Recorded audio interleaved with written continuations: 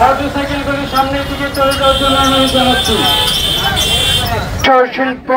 কারখানাগুলো যে পলাশে স্থাপিত হয়েছে, সেই পলাশের শিল্পাঞ্চলকে ধ্বংস করে পলাশকে একটি মরুভূমিতে পরিণত করে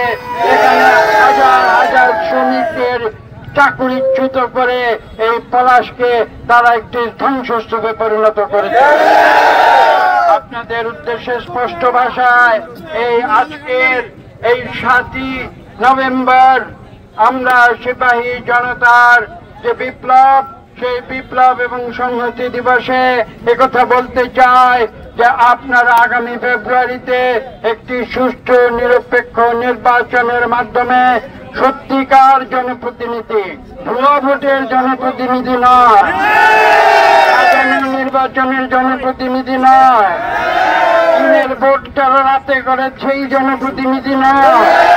সত্যিকার ভোটে আমার ভোট আমি দিব, যাকে খুশি আমি দিব, সেই ভোটে নির্বাচনে সত্যিকার জনপ্রতিনিধিদের আপনারা নির্বাচিত করুন ইনশাআল্লাহ। হিরন আরো মিনারেল ওয়াটার